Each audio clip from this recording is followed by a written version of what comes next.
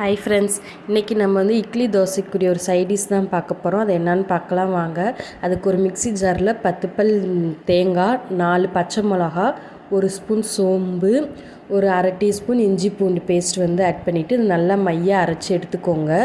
அடுத்து ஒரு அடுப்பில் வந்து ஒரு பேன் வச்சுட்டு அதில் 2 டீஸ்பூன் எண்ணெய் ஆட் பண்ணிவிட்டு நல்லா காஞ்சதுக்கப்புறம் பட்டை, கிராம்பு, ஏலக்காய், பிரியாணி இலை, கடுகு இதெல்லாம் போட்டு தாளிச்சிட்டு ஒரு பெரிய வெங்காயத்தை வந்து நல்லா குட்டி குட்டியாக கட் பண்ணி ஆட் பண்ணிக்கோங்க. அதோட 2 பச்சை மிளகாய் வந்து ஆட் பண்ணிக்கோங்க.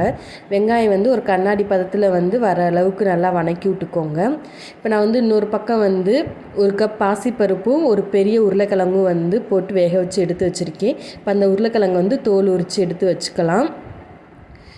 உருளைக்கிழங்கு வந்து நான் வாஷ் பண்ணிட்டு தான் போட்டிருக்கேன்.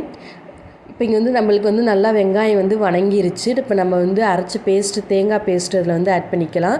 உங்களுக்கு தேங்காய் பேஸ்ட்டில் வந்து வெள்ளைப்பூடு இஞ்சி பேஸ்ட் இல்லைன்னா ஒரு வெள்ளைப்பூடு அரை இஞ்சி வந்து ஆட் பண்ணிக்கோங்க. இப்போ நம்மளுக்கு வந்து பேஸ்ட் ஆட் பண்ணதுக்கப்புறம் ஒரு உருளைக்கிழங்கை வந்து நல்லா மசிச்சு ஆட் பண்ணிக்கோங்க. நம்ம வேக வச்சுருக்க பருப்பை இதில் வந்து ஆட் பண்ணிவிட்டு இது வந்து நல்லா பருப்பு ஊற்றுறதுனால நல்லா கெட்டியாக இருக்கும். அதனால் வந்து உங்களுக்கு எவ்வளோ தண்ணி வேணுமோ அவ்வளோ தண்ணி வந்து ஆட் பண்ணிக்கோங்க. நான் வந்து 1 கப் தண்ணி ஆட் பண்ணியிருக்கேன். இது வந்து ஒரு நல்லா கொதிக்கட்டும். ஒரு கலருக்காண்டி இதில் வந்து ஒரு 1/4 டீஸ்பூன் மஞ்சத்தூளும் 1 டீஸ்பூன் உப்பும் வந்து ஆட் பண்ணிக்கோங்க.